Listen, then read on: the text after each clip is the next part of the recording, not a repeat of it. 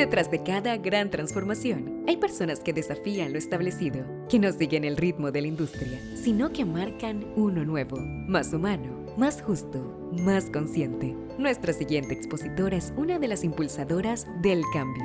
Su experiencia como consultora en gestión minera y de personas, su liderazgo en Women in Mining Atacama y su rol como directora en International Coach Federation Chile la convierten en una figura clave para una minería que quiere mirar más allá de la productividad, hacia un desarrollo del talento, el liderazgo con propósito y la equidad real. Hoy nos acompaña una mujer que ha hecho de la minería su espacio de impacto y transformación. Les presentamos a Janine Robledo.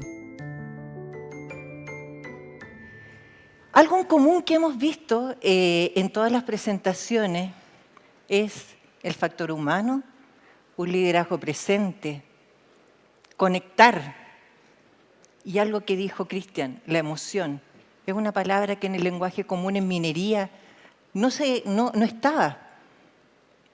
¿Y saben ustedes que el 75% de nuestras decisiones depende de nuestro lado emocional? Humberto Maturana, me imagino que muchos lo conocen, decía, como seres humanos, los seres humanos como mamíferos somos seres emocionales y que ocupamos la razón para justificar nuestros actos. Entonces, claro que tiene relevancia hablar de emoción en minería. Y voy a partir parte de mi experiencia, algo que no se mencionó. Yo fui gerente de operaciones en la minera Atacama-Cozán. Fui la primera mujer siendo metalurgista que gerenció una mina en Chile. Y ese desafío me llevó a hoy día estar trabajando fuertemente en todo lo que es liderazgo y también gestión emocional. Parte de mi historia, antes de ser gerente, era jefe de planta. Y yo cada vez que iba a terreno, llevaba mi libretita, metía en el bolsillo de la mapera o en el buzo. En ese tiempo Atacama-Cozán no había partido estábamos en el precio del cobre, partió cuando estaba 0,9. Así que imagínense las condiciones que parte un proyecto con ese precio, las mínimas. Entonces no teníamos información en línea, entonces yo partía como libretita a anotar los datos, pero dentro de esos datos yo hablaba con don Pedro, que era el flotador. Don Pedro, ¿cómo está? Que la familia, y era una persona siempre me hablaba de la familia, de sus hijos que estaban en la universidad. Yo en el tiempo que ya me daba vuelta, me devolvía a otro lugar, anotaba el nombre del hijo, ¿cierto? De la familia. Entonces cuando volvía a ver a Pedro, le decía, don Pedro, ¿cómo está? ¿Cómo está Cristian, su hijo mayor en la universidad? Y ahí quedaba don Pedro. Había esta conexión, que no solamente es pedirle resultados, bueno, ¿cómo está la ley de cobre? ¿Cómo estamos con la recuperación? Sino que era un poco conectar también con la emoción de las personas. Cuando fui gerente de operaciones, ya unos meses, bajé a la mina porque íbamos a tener una tronaura poco usual, eran mucho más metros de altura de lo que se acostumbraba a realizar. Bajamos con el jefe de mina y con el ingeniero de perforación de tronaura. Y abajo nos esperaba el capataz de producción. Llegaba el gerente, el jefe de mina, entonces el capataz estaba pero súper emocionado. Y yo le digo, ya, enséñeme cómo es esta cosa. Cuando tú le dices enséñame, es muy distinto a decirle explícame. El explícame es como pedir un poco, dame cuenta, pero enséñame, lo pones en otro rol. El lenguaje crea realidad y impacta el estado emocional. Y él me empieza a contar, y en un rato el jefe de mina parte con el ingeniero de producción a hablar con el cimbero, que era la máquina de perforación, y el capataz se queda solo conmigo. Me dice, ¿sabe qué, jefa? ¿Le puedo decir algo? Y yo dije, ¿habrá algún problema? Y empiezan a colocarse los ojos brillosos. Y me dice, ¿sabe qué? Le quiero dar las gracias. Sí, ¿por qué? Porque usted a las 2 semanas de haber sido gerente de operaciones, yo mientras estaba fuera de la oficina de recursos humanos, usted pasa y me dice, buenos días, don Juan Báez. Y me llamó por mi nombre. Me sentí importante. Y eso a mí como, ese simple gesto, esa simple acción que no cuesta nada, impactamos la emoción de la gente.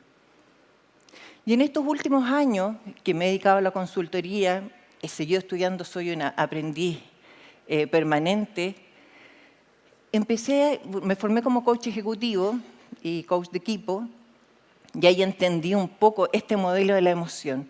Nosotros, en la ontología que estudia el estudio del ser, habla que nosotros tenemos toda una historia, ¿cierto? Miramos y interpretamos todo lo que vemos de acuerdo a nuestra historia. Y de cada estímulo que tenemos en la vida, le damos una interpretación y esa interpretación me va a generar una emoción, porque yo voy a interpretar si lo que estoy viendo o lo que me pasó o lo que escuché lo considero negativo, obviamente me va a poner en una energía o en una emoción que le podríamos llamar negativa. Las emociones aprendí que no son ni buenas ni malas, pero sí nos cargan, ¿cierto?, negativamente o positivamente. Y desde esa emoción viene la acción. Y obviamente de la acción vienen los resultados. Entonces, ¿cuán importante es gestionar la emoción? Yo cuando después renuncié a los 4 años de haber sido gerente de operaciones porque la salud de mi hija se complicó, tuve una de las decisiones más difíciles para mí de la vida porque yo en ese proyecto había entrado cuando éramos como 30 profesionales, era la primera metalurgista, estuve a cargo de la puesta en marcha, no se construía nada. Entonces tuve toda una carrera y yo dije, aquí la abrí y acá la cierro. Pero tuve esa difícil decisión de optar por la familia, y algo que no me arrepiento.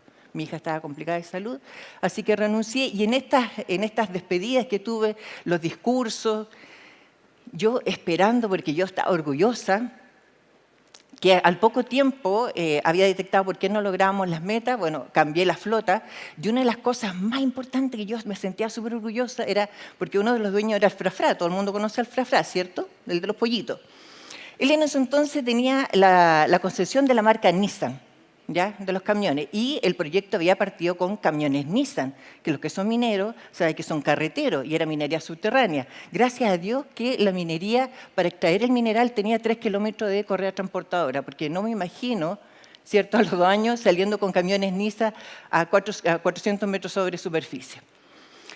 Entonces, ¿cuál fue la negociación? Necesitaba renovar la flota. Entonces, para Razo era ya, cambiamos 5 camiones Nissan, te me los mando nuevos.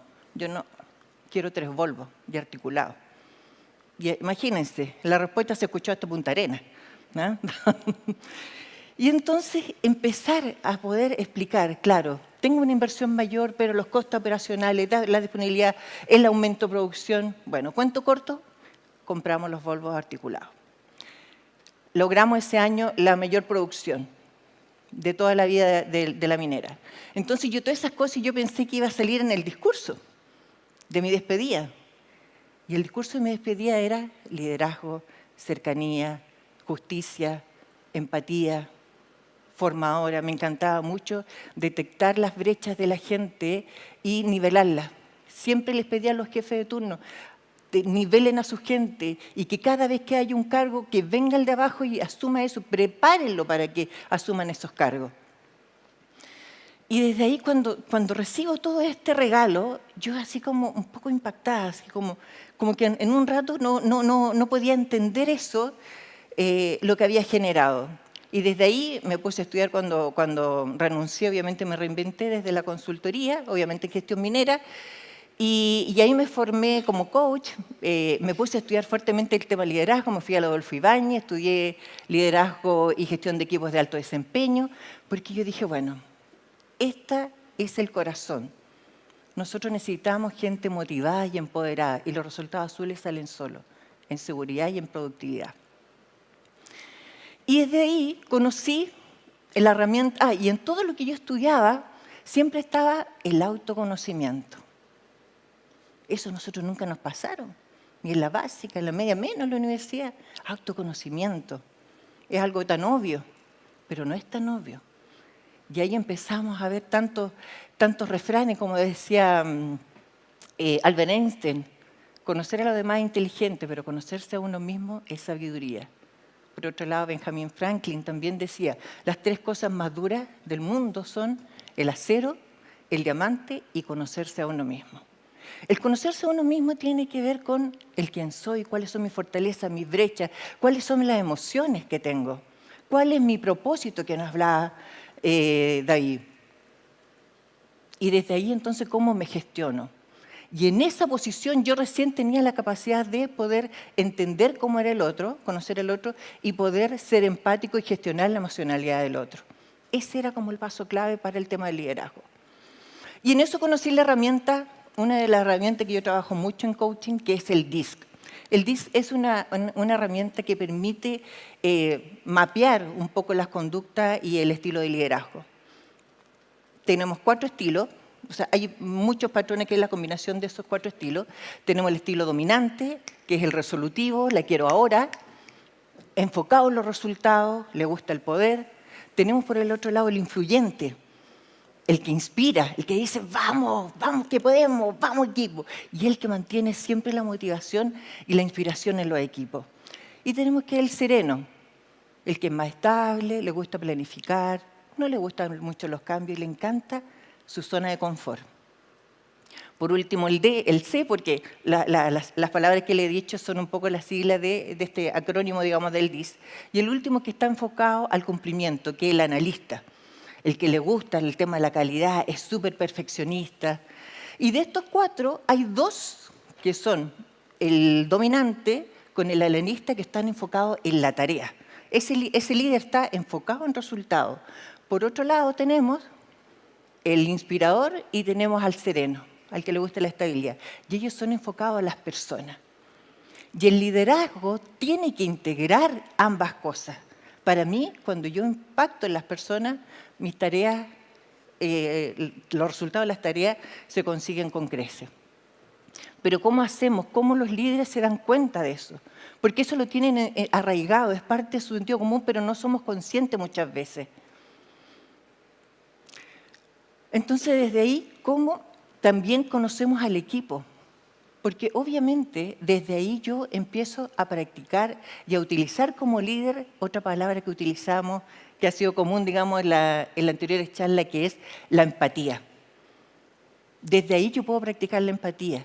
Yo sabiendo leer, ojalá la empresa invirtiera, es súper bajo los costos. El test que sea, que yo pueda mapear las conductas de las personas y que esa herramienta la tenga el líder, les va a permitir saber que el que es más estable y que le cuesta los cambios necesita un poco más de tiempo. El que es más analítico, yo para darle una instrucción necesita más detalle. El que es más dominante le tengo que dar un espacio más de autonomía. Entonces, claro que hay que invertir en la gente, en el conocimiento, porque de ahí yo practico la empatía. Y la empatía es la principal herramienta para poder generar los cambios transformacionales en la cultura de las organizaciones. La empatía también empieza a derribar los mitos automáticos, porque muchos líderes también empiezan los juicios, porque el analítico puede ser un poco lento, o el verde también son un poco más lentos, planifican, entonces, nos falta el que dice, estos son flojos. El líder, el que es resolutivo y quiere las cosas rápidas, va a empezar a tener juicio de que estas personas pueden ser un poco flojas, ¿verdad? O quienes son un poco más tranquilos van a decirle al dominante, a este gallo idiota, porque el dominante tiende a tener un tono quizá un poco más brusco también. Entonces, cuando yo he trabajado en coaching de equipo y trabajamos cuál es mi aporte a la compañía desde mi propia particularidad, porque cada uno somos un universo único, se genera una expansión del equipo, porque ahí practican y entienden, ya me conozco, me reconozco, te conozco y te reconozco, y ahora entiendo por qué eres así. Ahora sabe, el que es analítico y va a conversar con el que es dominante, ya sabe que no puede llevarle la memoria de cálculo porque a los 2 segundos ya está aburrido. El dominante tiene que hacer 2 cucharadas en la papa. Empiezan a entender cómo se conectan desde la emoción, ¿cierto? Que les voy a ir a generar, porque yo lo que quiero también es generar resultados. Entonces tengo que saber con quién voy a conectarme. Y hoy día, obviamente, que estamos en un entorno tan complejo, tan ambiguo, que le llamamos, antes era VUCA, después de la pandemia, ahora se denomina VANI, porque entró la ansiedad, la salud mental. ¿No ven que ahora tenemos el impacto, tenemos 25.000 licencias ahí por salud mental? Entonces, desde ahí nosotros tenemos que incorporar también en nuestro lenguaje la emoción, la empatía y la salud mental. Hoy día estamos...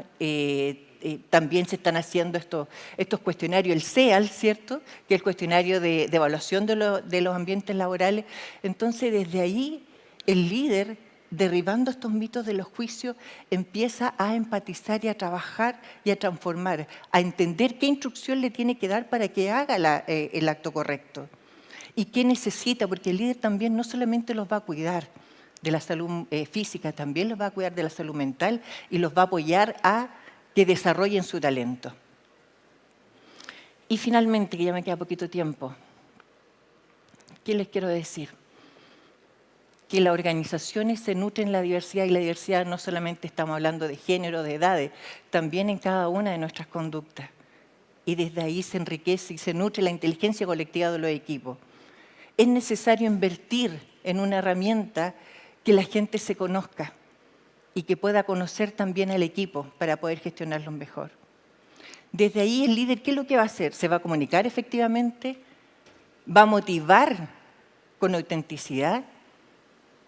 ¿Va a delegar también de manera consciente e inteligente? Y obviamente va a poder generar la transformación de los equipos. Entonces, ahora los invito a que piensen en cada uno de sus equipos como una pieza única e irreemplazable y que es fundamental para el funcionamiento seguro de las operaciones. También piensen en esos líderes, que el propósito sea tener el conocimiento y la capacidad para extraer la riqueza de los cerros, pero también tengan el conocimiento y la capacidad para extraer la riqueza de las personas. De esa manera, la gente puede sentirse en un entorno respetuoso, que ejerzan un liderazgo situacional e integrado, más allá de cumplir las cifras, que se preocupen de las personas, que generen un espacio donde todos, con sus diferencias, se sientan respetados, valorados y motivados a dar lo mejor de sí. Porque al final del día, el éxito de las organizaciones no es solamente las toneladas, ni las cifras o los KPI.